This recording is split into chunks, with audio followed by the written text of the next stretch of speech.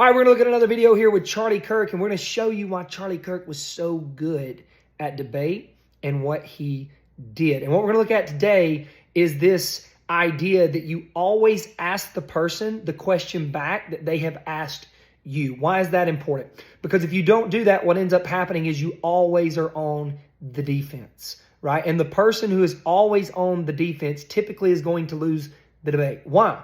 Because the other person never has to actually expose their worldview. So what happens is someone asks me a question, I will repackage it and I will in turn apply it to them, or I will ask the question back to them. Why?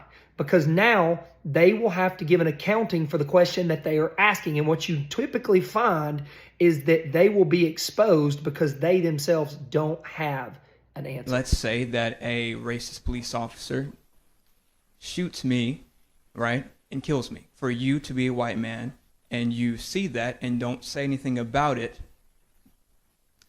I believe that my community would be upset about that. Okay, well, yeah, if an individual act of racism happens... That is just taking accountability for what happens around you. Hold on a second. First of all, why do I have to be accountable for the white race? How can I take responsibility for somebody else's actions? What you should do is just take accountability and say, hey, yes, that was racist. If I inverted it on you, would you take accountability for all the blacks killing police in America? That was funny. No, would you? Why don't you take accountability for all the blacks killing police in New York? I wouldn't take accountability for it, but what I would say is, yes, there are a lot of black people in my community who do dumb things to other black people and to other white people. What I would not do is just pretend that it doesn't happen, so that, like I said, you as a white man has to do the same thing. I acknowledge it happens. I acknowledge it's rare, and I'm not going to have to take responsibility for an entire race. It's from this video that some black people think that white people are saying on the conservative Christian right that there is no racism. No one is saying that.